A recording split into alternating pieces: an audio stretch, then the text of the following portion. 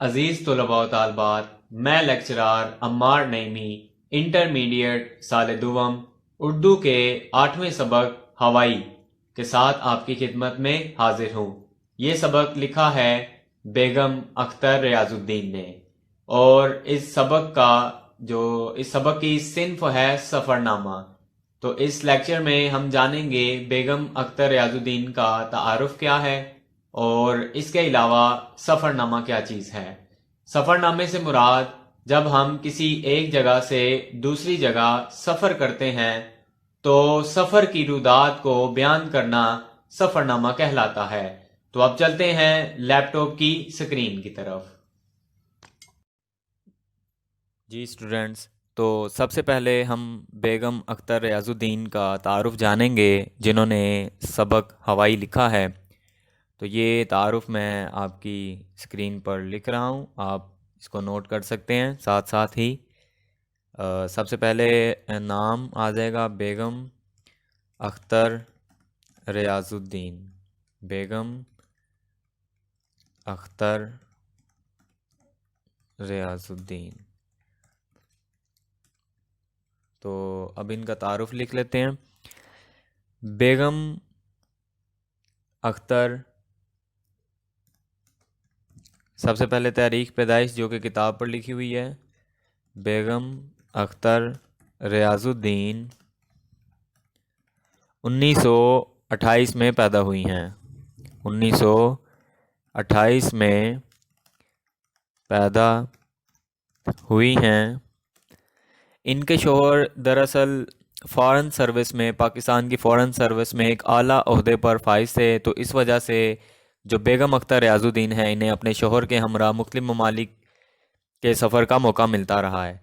तो इसीलिए ये दूसरे ममालिक जाती थीं तो वहाँ का सफ़र की सूरत हाल जो होती थी उनको लिख लेती थीं। तो यहाँ पे इन्होंने एक मुल्क है, यानी अमेरिका की रियासत है हवाई।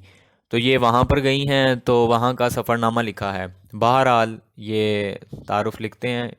ये तो चंद एक इब्तदाई बातें मैंने आपको बताई हैं। इनके शोहर इनके शोहर पाकिस्तान की फ़ॉरेन सर्विस में, पाकिस्तान की फ़ॉरेन सर्विस में एक आला ओहदे पर एक आला ओहदे पर फाइज रहे हैं।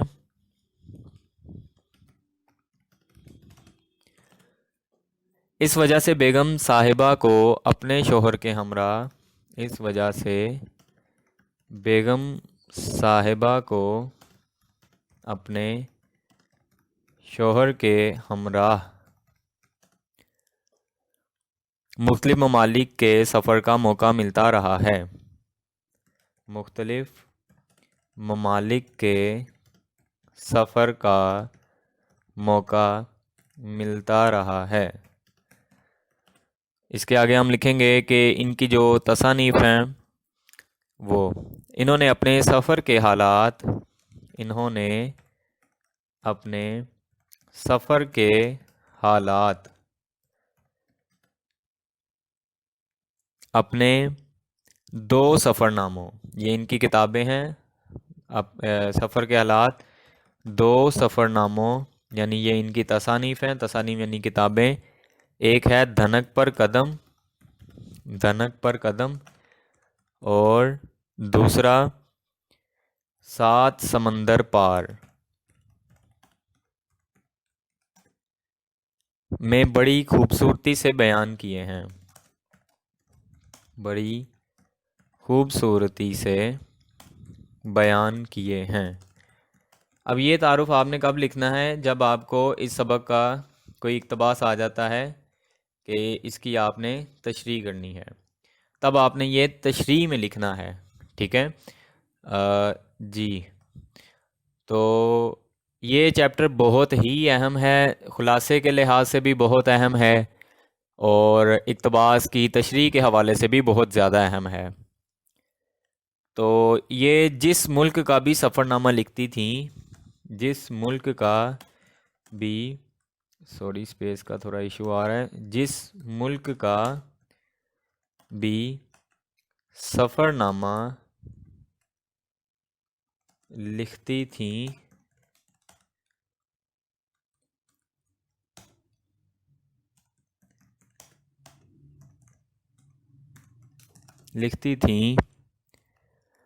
उस वहाँ की तस्वीर कशी इस अंदाज से करती कि कारी यानी उनका पढ़ने वाला जो है घर बैठे वहाँ की सैर कर लेता।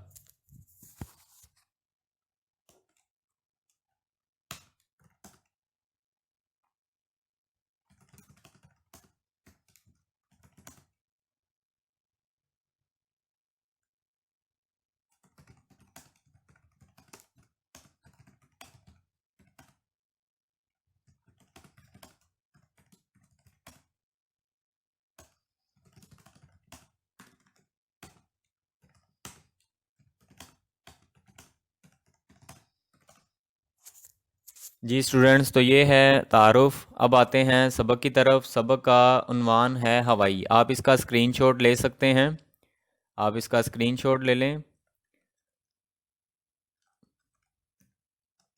जी, तो अब आगे मैं आपको बता दूं कि ये हवाई की जो रियासत है ये कहाँ पर है।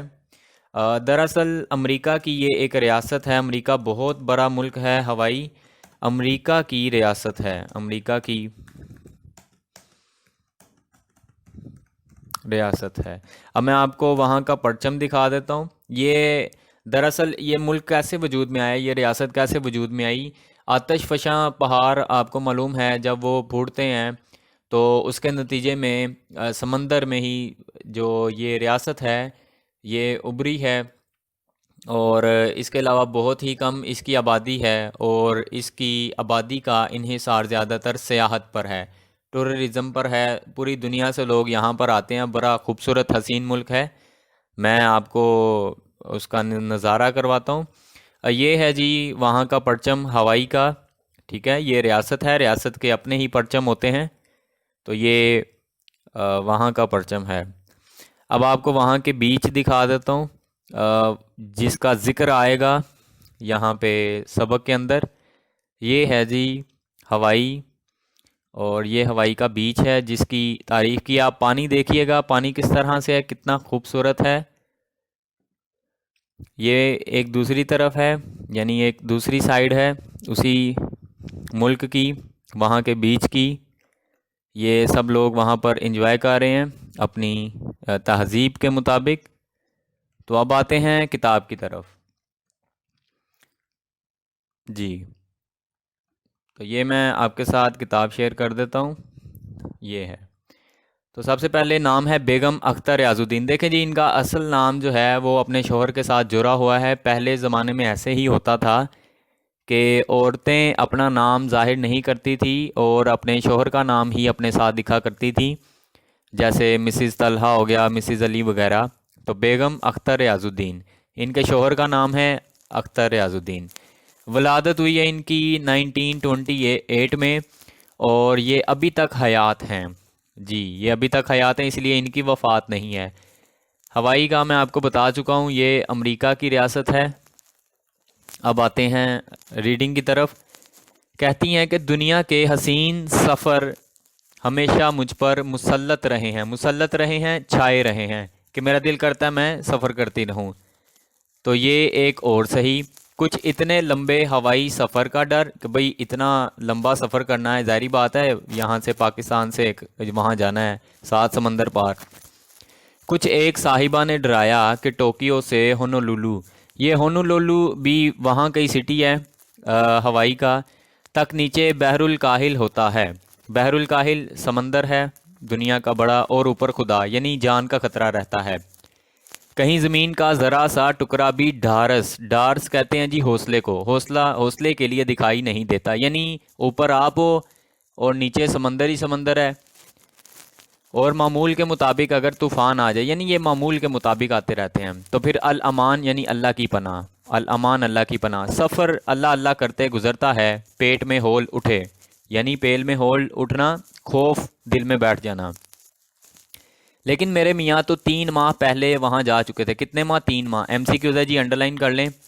इसलिए मुराजात नामुमकिन थी, यानी वहाँ से वापस आना नामुमकिन था। ओखली में सर दिया तो इन धमकों से क्या डरना, ये मुहावरा है। ओखली में सर दिया तो धमकों से क्या डरना, यानी जब मुसीबत मोल ले ली है तो फिर क्या ये देखना कि यार फ़ायदा होगा कि नुकसान होगा। अगर आप इसको पंजाबी में देखें, वो चट्टू बट्टा होता है, उसमें सर देना, ये इसका मतलब होता है कि भाई जारी बात है, कोई उसमें सर देगा तो वो पीस पीस हो जाएगा ना। बोरिया बिस्तर बांधा, बिस्तर तो होता ही नहीं, ये मुहावरे की बात है। घर समेट कर एक गैराज में बंद किया, घर समेटने में अब ताक हो गई हूँ, यानी मुझे महारत हासिल होगी। ज़ाहिर बात है वो जाती रहती हैं दूसरे ममालिक में, तो उन्हें पता है कि मैंने अपने घर को संभाल कर किस तरह से रखना है। इस तरह पल भर में इसकी गठरी बांध कर अलग करती हूँ कि गोया कभी था ही नहीं। सबसे छोटी बेटी जो अब कॉलेज के पहले साल में थी, यानी वो फर्स्ट ईयर में है, पहले इनकी जो बेटी है ना छोटी, सबसे छोटी बेटी, वो साथ होली, होली का मतलब है वो साथ मेरे चल पड़ी है। बड़ी 2 लड़कियों के बीए के इम्तिहान थे, उनको 2.5 महीने बाद आना था। कराची पहुंचकर BOAC, ये एयरलाइन है जी, अंडरलाइन कर लें, BOAC ब्रिटिश एयरवेज है, का टिकट बुक कराया। ये भी MCQs आता है कि उसने कौन सा जो है एयरलाइन का टिकट बुक करवाया। इस गरीब लाइन से अगर जाना हो तो 24 घंटे की गुंजाइश रखनी चाहिए, यानी कि ये आगे वजाहत कर देती है। अगर 24 को जाना हो तो 25 की सीट बुक करवाओ, यानी ये लेट हो जाती है, क्योंकि वो 1440 मिनट से कम लेट होना कसरे शान समझती है। ये मजाक किया जा रहा है, तंज किया जा रहा है कि वो कसरे शान समझती है कि भाई मैं क्यों टाइम पर जाऊँ, मैंने लेट होना ही होना है। लेकिन मैं फिर भी हमेशा इसी हवाई कंपनी को चुनती हूँ, क्योंकि इसकी नशिस्त यानी सीटें, नशिस्त का मतलब है सीट, आरामदेह होती है और अमला तमीज़दार। बेटा सबसे बड़ी बात ही यही है कि आपके अंदर मैनर्स होने चाहिए, एटिकेट्स होने चाहिए, तो चाहे आप लेट भी हो रहे हो लोग आपको पसंद करेंगे। तो खैर हमने पहली ठेकी कलकत्ते में लगाई। पहली ठेकी से क्या मुराद है? ठेकी का मतलब होता है कि ठहराव करना, वहाँ पे ठहरना। पहली ठेकी कलकत्ते में लगाई, ये एक MCQs भी है, यानी थोड़ी देर के लिए रुकना। ये MCQs आता होता है पहली ठेकी इन्होंने कहाँ लगाई है। कलकत्ता मेरी जाए पैदाइश है, जहाँ पर ये पैदा हुई है, MCQs है ये भी। हालांकि मैं सिर्फ 1 साल की शीरखार दूध पीती हुई बच्ची वहाँ से ले आई गई थी, लेकिन फिर भी इस जगह से उन्स था मोहब्बत थी, उसको देखने का अरमान था, तमन्ना थी कि मैं कलकत्ते को देखूं। जाहिर बात है इंसान जहाँ पर पैदा होता है ना उसे वहाँ से बड़ी मोहब्बत होती है। जैसे रसूलुल्लाह सल्लल्लाहु अलैहि वसल्लम जब मक्का से मदीना हिजरत कर रहे थे तो उन्होंने खाना काबा की तरफ रुख किया और कहा कि ए मक्का तू मुझे बड़ा अजीज़ है। उन्होंने ये नहीं कहा था ए खाना काबा तू मुझे अजीज़ है, उन्होंने कहा ए मक्का तू मुझे बड़ा अजीज़ है। तो ये तो नेचुरल इंस्टिक्ट है, इंसान के अंदर ये जज्बा होता है। लेकिन मेरे जज्बात ने मुझे हमेशा धक्के खिलवाए, एयरपोर्ट से लेकर पुलिस स्टेशन तक। जो मेरा और बाकी मुझ जैसे सयाहों का हाल हुआ वो ना गुफ्ताबा है, ना गुफ्ताबा, ना काबिल बयान। ये भी एक MCQs आता होता है, खुदा किसी शरीफ को कहाँ ना ले जाए, कलकत्ते ना ले जाए। कलकत्ते, ये नीचे लिखा हुआ है नया नाम कोलकाता, तो पहले इस तरह से लिखा जाता था कलकत्ते। अगर मिर्ज़ा गालिब ने उसमें कुछ देखा, जब मिर्ज़ा गालिब गए थे ना कलकत्ता, तो ये असल में गए थे अपने पेंशन के सिलसिले में, इनको पेंशन लेनी थी तो उस सिलसिले में गए थे। तो मिर्ज़ा गालिब ने बड़ी तारीफ़ें की थी कि भाई वाह कलकत्ते की क्या शान है। तो अगर मिर्ज़ा गालिब ने इसमें कुछ देखा तो हिंदुस्तानी कस्टम ऑफिसर और बुनिया पुलिस से पहले देखा होगा। बुनिया पुलिस से क्या मुराद है? वहाँ की जैसे हमारी पंजाब पुलिस होती है ना, रवायती पुलिस, तो इसको ये कहा जा रहा है बुनिया पुलिस। खैर आगे देखते हैं। किस्सा को था, खैर किस्सा मुख्तसर, हमने जल्दी से अपनी जान छुड़ाई और हांगकांग रवाना हुए। हांगकांग ये नीचे लिखा हुआ है, रेफरेंस दे दिया इन्होंने, उर्दू में इस तरह लिखा जाएगा। वहाँ जाकर रूह खुश हो जाती है, ताज़ा दम होकर यानी फ्रेश होकर। टोक्यो रवाना हुए, रास्ता सख्त तूफ़ानी था, कमबख्त पैन एम, ये जहाज़ है, ये देखे नीचे लिखा हुआ है, हवाला दे दिया गया हाशिया लगा के, पैन एम पुराना खट्टारा जहाज़ 4 घंटे, कितने 4 घंटे लरजता रहा और हमें लर्जाता रहा। साथ बैठा जापानी ताजिर तसल्ली देते हुए बोला ये तो कुछ भी नहीं, जब टोक्यो से हवाई जाओगी तो हवाई जहाज ऐसे उछलेगा जैसे छाछ में गेहूं। अब छाछ में गेहूं से क्या मुराद है? इससे मुराद ये होता है, जब आपने देखा होगा कि वो मकई होती है, मकई को रेत के ऊपर डाल के गर्म किया जाता है, वो कैसे उछलती है। तो इसी तरह से वो कह रहा है कि हमें ये जहाज इसी तरह नचाएगा। हमने इन्ना लिल्लाह पढ़ लिया, जब नागवार खबर सुनते हैं तब इन्ना लिल्लाहि व इन्ना इलैहि राजिऊन पढ़ा जाता है, तो इसने भी ये पढ़ा और इरादा कर लिया कि मियाँ को हवाई में ही रहने दें और हम टोक्यो में उनकी वापसी का इंतज़ार करें। लेकिन खाक छानने का शौक़, यानी मुल्क मुल्क की सैर करने का शौक़, आसान अल्फाज में आवारागर्दी कह लो, खाक छानने का शौक़ खौफो खतर पर गालिब आ गया। ज़ाहिर बात, शौक़ का तो कोई मोल नहीं होता ना। जब बंदे ने कहा यार मैं फ़लाँ मुल्क में जाना है, वहाँ की सकाफ़त देखनी है, माहौल कैसा है, तो फिर ये चीज़ें नहीं देखी जाती कि क्या ख़तरा आ रहा है। जैसे लोग मरी जाते हैं, ये थोड़ी देखते हैं कि यार सर्दी बड़ी होगी, चलो छोड़ दो, ना जाओ। और जनरल शेख और बेगम शेख की खातर मदारात का मज़ा चक्कर, यानी खातर मदारात का मतलब है मेहमान नवाजी की है इन दोनों ने, जनरल शेख ने और बेगम शेख ने। 2 दिन टोक्यो ठहर कर जल तू जलाल तू कहते हुए जापान एयरलाइंस में बैठ गए। हवाई जहाज़ चला तो हमने अल्लाह से गिड़ गिड़ा कर दुआ मांगी कि यार अब हमारी इज्जत रख ले और खैर से सफ़र पूरा करते। मेरे मौला ने मेरी मुराद ऐसी पूरी की कि सारा सफ़र आसमानों में रेशम की तरह, ये भी मुहावरा होता है, रेशम की तरह सरसर करता गुजर गया, यानी बड़े सुकून से और मज़े से गुजर गया। मैंने इतने खुशगवार 6 घंटे कभी नहीं गुजारे थे। रात को 10:30 बजे हमारा जहाज़ हवाई के दारुल सल्तनत होनोलुलु में उतरा। मोस्ट इम्पोर्टेंट है, हवाई का दारुल सल्तनत है, कैपिटल होनोलुलु। मियाँ को तार दे दिया था, पैगाम दे दिया था, मैसेज दे दिया था। ज़ाहिर बात है उस टाइम पे मैसेज थोड़ी होते थे, स्काइप वगैरह। उम्मीद थी कि हवाई अड्डे पर हार लेकर पहुंचेंगे। जजीरा हवाई की एक रस्म दीरीना है, पुरानी रस्म है कि हर आने वाले का फूलों के हसीन गजरों से इस्तकबाल किया जाता है। वो गजरे जो औरतें बालों में भी लगाती हैं, इसलिए अरमान था, यानी तमन्ना थी कि कम से कम मियाँ तो फूल निछावर करने पहुंच जाएंगे। लेकिन मियाँ रियाजुद्दीन साहब हस्बे मामूल, यानी अपनी आदत के मुताबिक गायब थे। रात का वक्त, मुझे उनका पता भी नहीं मालूम। जनाब बिल्ली की तरह 3 घर तब्दील कर चुके थे। किसकी तरह? बिल्ली की तरह। कितने घर? 3 घर। MCQs। हवाई की यूनिवर्सिटी में फ़ोन किया तो उन्होंने कहा ईस्ट वेस्ट सेंटर से पूछो। MCQs। ईस्ट वेस्ट सेंटर क्या है? ये लिखा हुआ है ऊपर अलिफ, इसका नीचे हाशिया लगा के बता दिया गया। ये उन्होंने बताया कि इस तरह से इंग्लिश में लिखा जाता है, ईस्ट वेस्ट सेंटर। इतने में एक टैक्सी वाला आगे बढ़ा, मैं वहाँ तक आपको ले जाता हूँ, बाकी फिर देखा जाएगा। हाई राइज हॉस्टल, ये हॉस्टल है वहाँ पे जहाँ पर लोग रहते हैं, तक पहुँचे तो ऊंची ऊंची इमारत, बत्तियाँ जल रही हैं, तुलबा पढ़ रहे हैं, लेकिन हमारे मियाँ नदारत यानी गायब, मियाँ है ही नहीं। गुस्सा और परेशानी दोनों मिल गए, यानी इसको गुस्सा भी आ गया और टेंशन भी हो गई। यह अच्छा इस्तकबाल हो रहा है। रात के 12 बजे 3 महीने बाद बीवी आई है। कितने महीने बाद? 3 महीने बाद। MCQs वगैरह वगैरह। इतने में एक कार लड़कियों से लदी फुंदी चीखती चिल्लाती आनकर रुकी। अनजान शक्लों ने मेरे गले में हार डाले। पीछे एक और कार, उसमें गिटार पर कुछ नौजवान हवाई के गीत गाते हुए उतरे और इन नौजवानों में छुपे हुए मियाँ रियाजुद्दीन मुस्कुराते हुए चले आ रहे हैं। इससे पहले कि मैं हस्बे मामूल बरस थी, उनकी सहेलियों ने समझाया कि तार पढ़ने में गलतफहमी होगी, तार पढ़ने में, मैसेज पढ़ने में इससे मिस्टेक हुई या गलतफहमी हुई। देखें जी, ये कितनी ब्रॉड माइंडेड है, रोशन ख्याल है कि सहेलियों ने, इसको कोई मसला नहीं है कि मेरा जो शोहर है उसकी फ्रेंड्स भी हैं, फीमेल फ्रेंड्स, हालांकि औरतें इस चीज़ को अच्छा नहीं समझती। हवाई का वक्त जापान के वक्त से 24 घंटे पीछे या पूरे 1 दिन का फ़र्क है। MCQs अंडरलाइन कर लें। इसलिए अक्सर तारीखों में गड़बड़ हो जाती है। हमने जल कर कहा, यानी तंग आकर चिल्ला कर कहा कि असल गड़बड़ तो हमारी शादी की तारीख से शुरू हुई थी। बहरहाल खुदा का शुक्र अदा किया, टैक्सी वाले का शुक्रिया अदा किया, फिर घर रवाना हुए।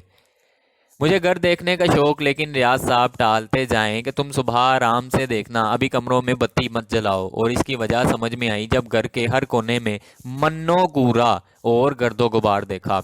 हर दराज से मैले मोजे और रुमाल, हर जेब से थिएटर, सिनेमा, फ्लोर शो जैसे हमारे यहाँ पंजाब में वो होते हैं ना स्टेज शो, तो इसको फ्लोर शो कहते हैं। फ्लोर जाहिर बात स्टेज ही है की पर्चियाँ और रेज़गारियाँ कहते हैं छुट्टे पैसे को, जब वो पैसे किसी को 100 रुपया दिया जाए तो वो सिक्के वगैरह मिल जाते हैं ना, तो रेज़गारी है।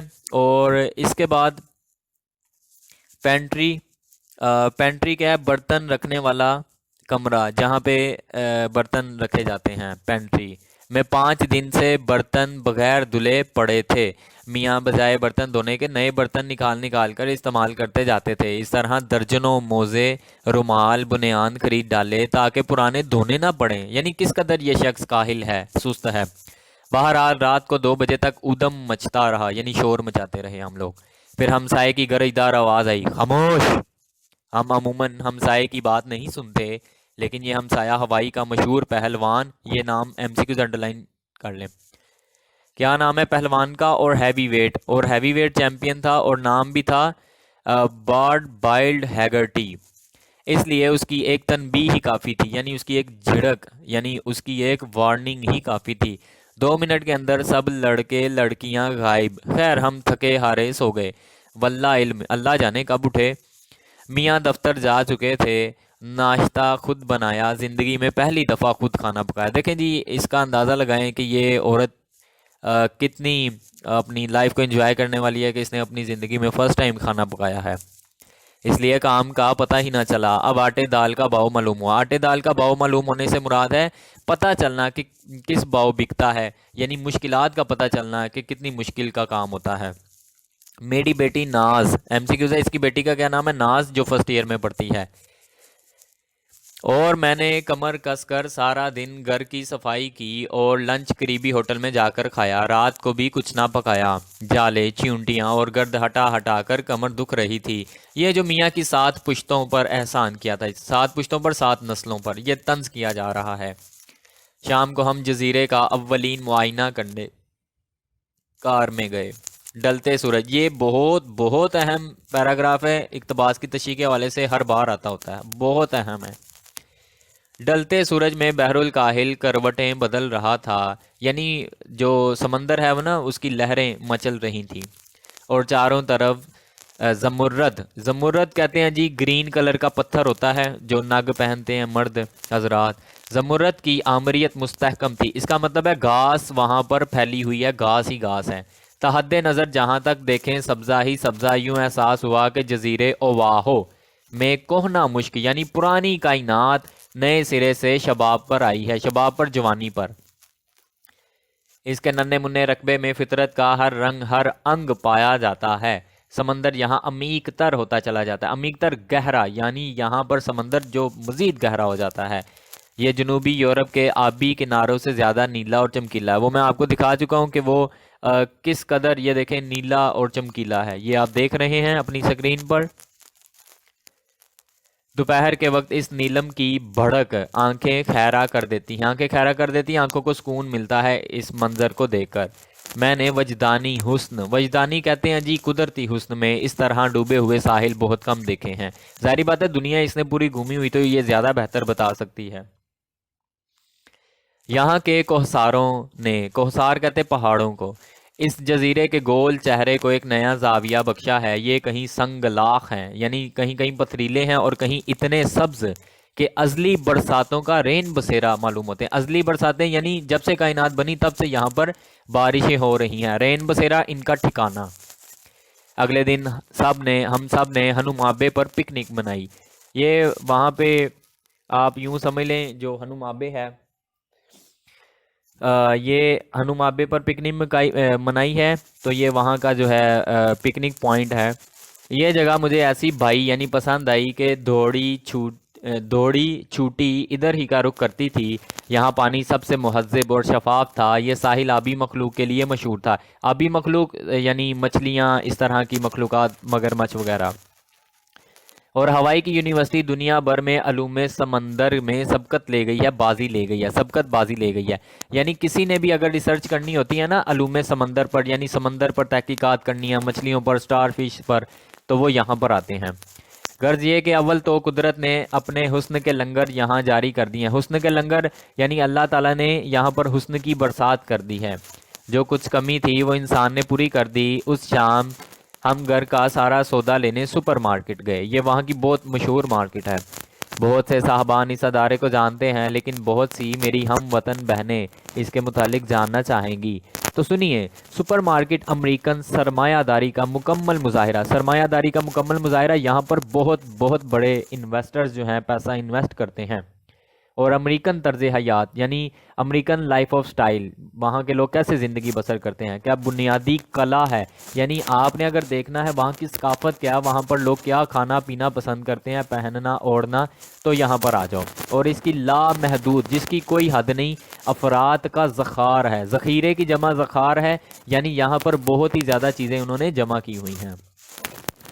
जब से ये बरूए ज़मीन बरसरे पेकार हुआ, जब से ये जो जजीरा है ये ज़मीन पर नमूदार हुआ। मैंने आपको बताया कि ये पहले नहीं था। ये जब वो जो होते हैं आतिश फशां पहाड़, जब वो निकलते हैं, उससे लावा निकलता है, उसके नतीजे में ये वजूद में आया। तो ये उसकी बात हो रही है।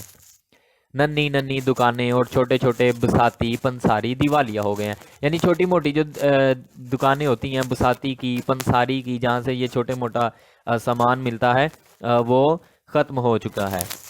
ये सुपरमार्केट 10 बाज़ारों का महागुरु है। मोस्ट इंपॉर्टेंट एमसीक्यूज है। सारी अनारकली और माल रोड की दुकानों का सामान इसकी एक प्लेट में समा जाए, तो आप अंदाज़ा करें कितनी बड़ी ये मार्केट है। आप जब दाखिल हों तो फ़ौरन 4 पहियों वाली ट्राली साथ ले लें कि हफ्ते 2 हफ्ते का राशन इसमें डालती जाएं। और जब खुद चलते चलते थक जाएं तो इसमें बैठ जाएं और किसी और से कहें कि आपको खींचे। सिर्फ ये आखिरी नसीहत मेरी इख्तरा है, मेरी इजाद करता है। कौन सी आखिरी नसीहत? कि इसमें बैठ जाएं और किसी और को कहे कि वो आपको खींचे। वरना दर हकीकत सुपरमार्केट ऐसी शैतान की आंत है। शैतान की आंत बहुत तवील होना, लंबा होना, कि दिल चाहता है कि खुद ट्राली में लटक जाएं। इस अदारे की अफराद देखकर वहाँ की जो है किस किस तादाद में वहाँ सामान रखा हुआ है, अफराद यानी ज़्यादा होना है। इंसान एशिया अफ्रीका की भूख और कहत भूल जाता है। इस जगह बिला इरादा यानी बगैर इरादे के कोई मकसद नहीं है आपका, और बिला ज़रूरत कोई ज़रूरत भी नहीं है, ख़रीदारी करनी पड़ती है। हर शय की 50 किस्में और हर किस्म छत तक चुनी हुई। हर दूसरे कदम में सेल लिखा हुआ है, यानी सेल का माल। अगर नकद नहीं तो उधार लीजिए, यानी क्रेडिट पर आप ले सकते हैं। आपके पास बैंक का वो क्रेडिट कार्ड होना चाहिए। सुपरमार्केट में जाकर औरत की आंखें और बटवे खुल जाते हैं। एमसीक्यूज, आंखें और बटवे। मैंने पहले ही हल्ले में यानी पहली ही बार में पहला जो राउंड लगाया हल्ले में, कितने $32 खाने पीने की चीज़ें ले ली हैं। $32, आप अंदाज़ा लगाएं $1 कितने का है। कार भर गई। इस मार्केट में अलग नर्सरी भी होती है। नर्सरी आपको पता है, जहाँ पे बच्चों वगैरह को भेज दिया जाता है, वो खेलते हैं, जहाँ औरतें अपने बच्चे छोड़कर इत्मीनान से शॉपिंग करती हैं। यानी वहाँ पे ऐसा सीन नहीं है कि बच्चा उठाया वो रोई जा रहा है मुझे घर जाना है घर जाना है, वो ना बंदा आसानी से शॉपिंग कर सकता है, बच्चे ही तंग करते रहते हैं। तो उन्होंने अलहदा नर्सरी बनाई हुई है कि भाई आराम से आप पैसा खर्च करो हमारे ऊपर।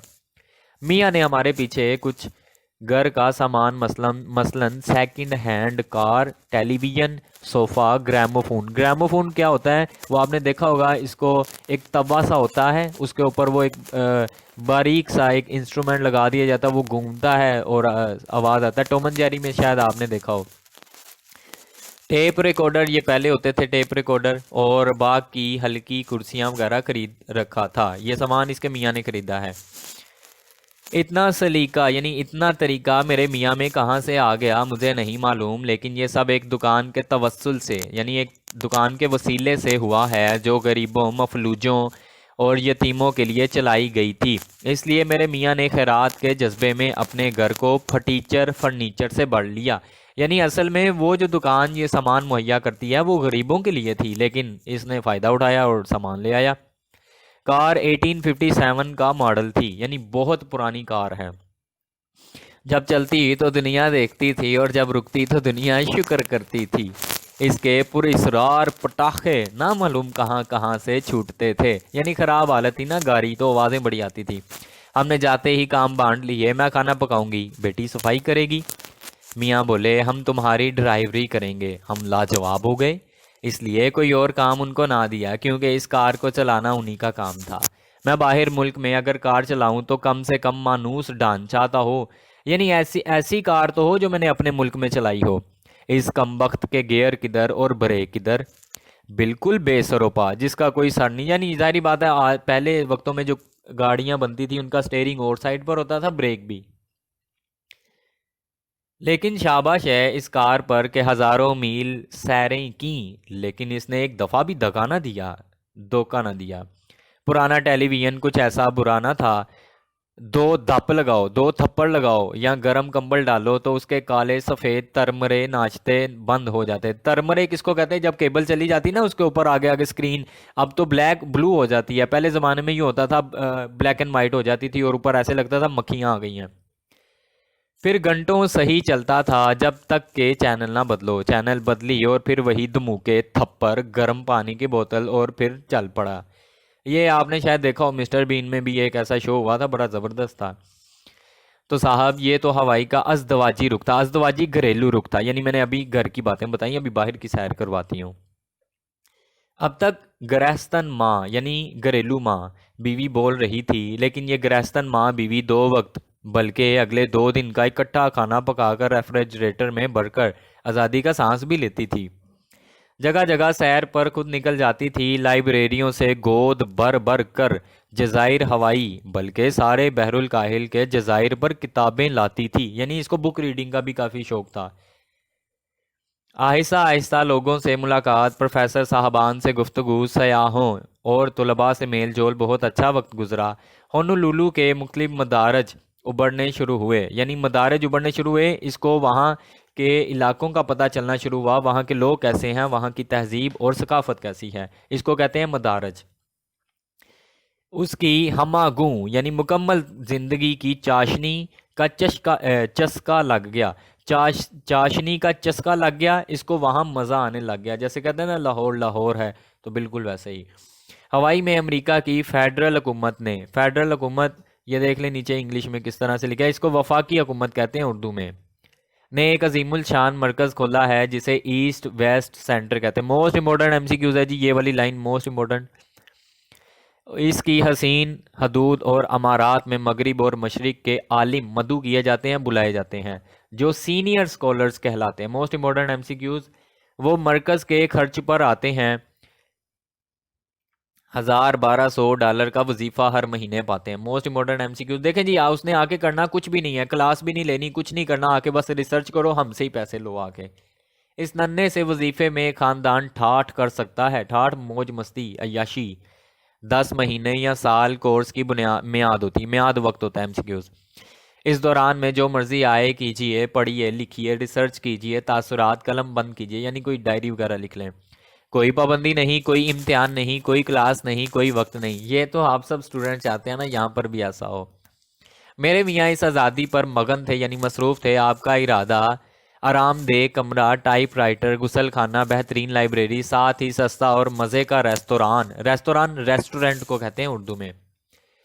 इर्द गिर्द लड़के लड़कियां, आज़ादी की फ़िज़ा, अक्सर आलिम सिगरेट का धुआं और गप उड़ाते हुए पाए जाते थे, लेकिन कोई रिपोर्ट करने वाला नहीं था। जाहिर बात है स्मोकिंग अच्छी चीज़ तो नहीं है ना, एक आलिम करेगा तो अच्छा नहीं लगता।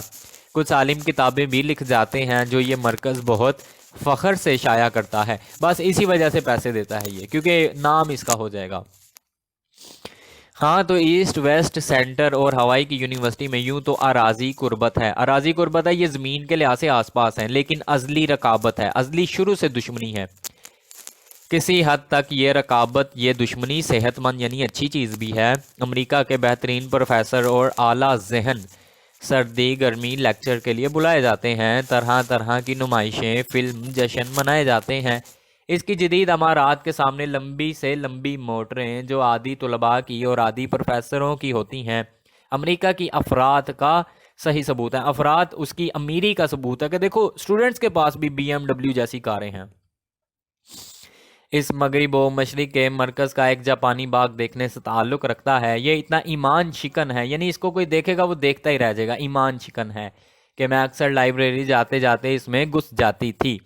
जज़ाइर टहेटी, ये वहाँ का भी जजीरा है जी, टहेटी के फूल, खसूसन ये फूलों के नाम हैं, गार्डेनिया, जर्द चंबेली, कंवल, कच्चा कच्चा सब्ज़ा, निढाल पानी और रंगीन मछलियाँ, और इसकी पुश्त पर मतनू तरह तरह के दरख्तों का ज़ख़ीरा। इस ईस्ट वेस्ट सेंटर के अलावा यूनिवर्सिटी का मीलों में फैला हुआ इहाता यानी रकबा बहुत ज़्यादा है। भी एक दीदा ज़ेब सब्ज़ाजार है, हर कदम पर गुल आवेज़ा यानी फूल खिले हुए, रविशें रास्ते, वो रास्ते बनाए होते हैं ना जिस पे फूल खिले होते हैं, फूलों को अच्छी तरह से सजाया जाता है। और बदतदरेज यानी उसी के साथ साथ बाड़ें भी बनाई हुई हैं। लेकिन इसके अलावा जो सबसे दिल पजीर यानी दिल को छू लेने वाला उनसर जो चीज़ इस फिज़ा में पाया जाता है वो था बैनुल अक़वामी तलबा का रब्त ज़ब्त। ज़ाहिर बात है उनमें कुछ हबशी हैं, कोई मुस्लिम है, कोई नॉन मुस्लिम है, हिंदू वगैरह हैं, रब्त ज़ब्त उनका ताल्लुक आपस में। जनूबी बहरुल काहिल से लेकर Japan, Indonesia, Burma, Malaya, Philippine, Korea, Vietnam, Fiji के जज़ायर, ऑस्ट्रेलिया, पाकिस्तान, हिंदुस्तान, यूरोप और अमेरिका के जवान साल जोयंदगाने इल्म यानी इल्म हासिल करने के मुतलाशी जो लोग हैं, इल्म को तलाश करने वाले, ये मुआशरती तनू भी एक तालीमी हैसियत रखता था। मुआशरती तनू का मतलब है रंगा रंगी। जी, तो ये हो गया हमारा चैप्टर कंप्लीट। ये मोस्ट इंपॉर्टेंट एमसीक्यूज़ है। ये सबक किस किताब से लिया गया? धनक पर कदम। और यही वो किताब है कि जिस पर मोहतरमा को आदम जी अदबी इनाम मिला, जो कि बहुत ही बड़ा अदबी इनाम होता है। तो उम्मीद करता हूँ आपको आज का लेक्चर पसंद आया होगा। वीडियो को ज़रूर लाइक कर दें, और ये जो सवालात होते हैं ये हम लोग नहीं करते। तो मिलते हैं नेक्स्ट लेक्चर में, तब तक खुदा हाफिज़, अपना ख्याल रखिएगा।